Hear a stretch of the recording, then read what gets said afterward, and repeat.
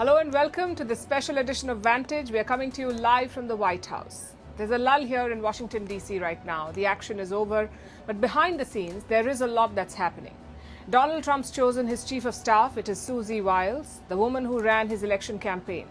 It is Trump's first major appointment. There will be more in the days to come. Meanwhile, the Democrats are divided. They're still figuring out why they lost. Yesterday, Joe Biden addressed the nation. He called for unity. But it's a difficult time for America that is divided along so many lines, including education. We'll tell you more about that on the show tonight.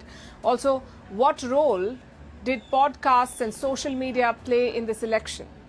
Meanwhile, the Canada-India row has escalated. New Delhi has slammed Ottawa for blocking an Australian outlet that carried Foreign Minister S. Jaishankar's interview. Why is India talking to the Taliban?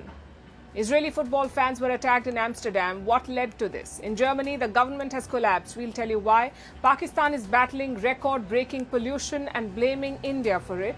And why a deal between the Indian military and Uber is sparking concerns. All this and more coming up on the show. First up, the headlines.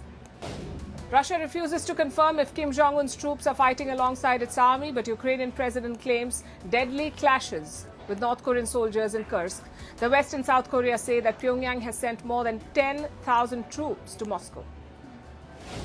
China unveils sweeping local government debt swap to lift its ailing economy. This is one of Beijing's most ambitious plans in years. The International Monetary Fund says local governments in China face a debt burden of more than $8 trillion. The move comes amid trade tensions with the US. Mauritius to head to polls on Sunday. The election has been overshadowed by a wiretapping scandal. The Prime Minister's hopes of an easy re-election have been dealt a big blow after secretly recorded phone calls of politicians, diplomats and journalists were leaked online last month. A ship carrying possibly toxic industrial waste docks at an Albanian port. The containers had left Albania in July for Thailand, but it was refused entry. The processing of industrial waste from the West in developing countries is a multi-billion-dollar business.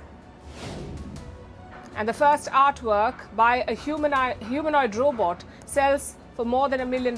It is a portrait of an English mathematician made by the world's first ultra-realistic robot artist. The robot resembles a woman with a face, large eyes, and a brown wig. Hello and welcome to this special edition of Vantage, live from the White House. America is Trump country again. He will be the 47th President of the United States of America. They're live from the White House, soon to be the new residence of Donald Trump. It was also here that Donald Trump brokered the Abraham Accords. So the voters have a legitimate question in their minds. If those presidents could do it, why not Joe Biden? The Arab voters want to punish the Democrats for supporting Israel. Joe Biden's shadow looms large over this election, and Kamala Harris may end up paying the price for it. This Trump hat, it says, President Trump save America. But this hat is made in China. And this is the Chinese interference that Americans must be investigating. But of late, Donald Trump and the Republicans have made some gains. And the biggest reason for that is illegal immigration. This is more than just a march, they say. This is a demand for accountability. The excitement, the tension is palpable. You can see the security presence. You can see the number of police cars, government buildings like these again fenced up. We're at Harvard University, the alma mater of Kamala Harris. As the night progressed, numbers came in thick and fast, and Donald Trump was soon declared the winner. It's being called a historic comeback. Another American presidency will begin. In Donald Trump's case, his second one.